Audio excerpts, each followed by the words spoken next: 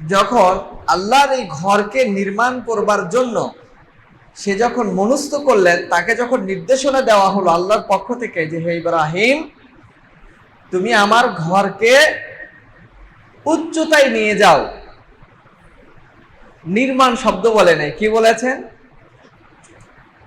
যেমন এটা একতলা হয়েছে, একতলা হবার পরে বলা হবে দ্বিতীয় তলার কার্যক্রম শুরু করো। তাফসীর থেকে চমৎকার ভাবে আপনি বুঝতে পারবেন যে ইব্রাহিম আলাইহিস সালাতু ওয়াস সালাম যখন এই কাবা ঘরের যখন কার্যক্রমে যখন হাত দিলেন, তিনি যে জায়গাটা দাঁড়িয়েছিলেন এটাকে বলা হয় মাকামে ইব্রাহিম। কি বলা হয়? মাকাম ইব্রাহিম। তো ইব্রাহিম আলাইহিস সালাতু ওয়াস সালাম, আপনারা যারা হাজী সাহেব গিয়েছেন ওখানে মাকাম ইব্রাহিম এখনো আপনারা দেখতে পারবেন। ইব্রাহিম আলাইহিস সালাম যখন সেখানে দাঁড়িয়েছিলেন, তার সন্তান ছিল ইসমাঈল আলাইহিস সালাতু ওয়াস সালাম।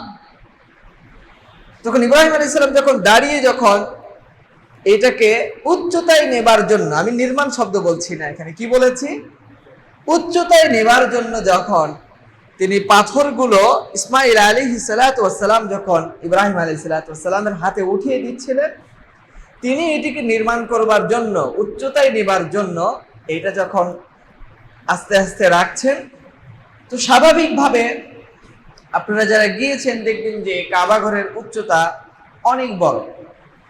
তো ইসমাঈল আলাইহিস সালাতু ওয়াস সালাম যখন পাথরগুলো যখন ইব্রাহিম আলাইহিস সালামের হাতে দিচ্ছিলেন, তখন আস্তে আস্তে যখন এটা উচ্চতায় যখন পৌঁছে যায়, আপনারা এই যে রাজমিস্ত্রিরা বাংলাদেশে যে কাজ করে আপনারা দেখেছেন যে যেগুলো মাচাং বাঁধে, কি বাঁধে? মাচাং বাঁধে। ওই মাচাঙের কাজ হলো যে আস্তে আস্তে উপরে উঠলে তো মিস্ত্রি তো আর লম্বাও হয় না, আর সাথে যে সহকারী থাকে সেও তো আর লম্বা হয় না। তখন এই মাচাংটা দেবার পরে তখন হেড মিস্ত্রি যে থাকে উপরে, সে আস্তে আস্তে উপরে যখন উঠে যায় সে তার উপরে ওঠে, আর আস্তে আস্তে এইভাবে ইট গুলো দেওয়া হয়, তখন এটা রিসিভ করে ওইখানে রেখে আস্তে আস্তে নির্মাণ কাজগুলো আরো উচ্চতায় নেওয়া হয়। তো তখন কাবাতে কোনো মাচাং না বেঁধে ইব্রাহিম আলাইহিস সালাম যখন এটা উচ্চতায় নিয়ে যাচ্ছেন, আস্তে আস্তে এটা উঁচু হতে থাকতেছে, কিন্তু সে যে মাকামে ইব্রাহিমের উপরে দাঁড়িয়ে আছেন, আল্লাহ তাআলার কুদরতি ভাবেই মাকামে ইব্রাহিমটাও আস্তে আস্তে ওই একটা পাথর থেকে উপরের দিকে উঠতে লাগলো। সেখানে দাঁড়ানোর জন্য আলাদা কোনো পাথর দেয়ার আর কোনো ইট পাথর রাখা এটার আর দরকার হয় না। তো ইব্রাহিম আলাইহিস সালামের পরিস্থিতিটাও এরকম ছিল। তিনি যখন এটা কার্যক্রম যখন শুরু করেছেন, ইসমাঈল আলাইহিস সালাতু ওয়াস সালাম এই দৃশ্য দেখছেন যে এটা তো অনেক বড় হচ্ছে, তাহলে আমার বাবা যেখানে দাঁড়িয়ে আছেন তো সেখানে এইটা কেন বড় হচ্ছে না,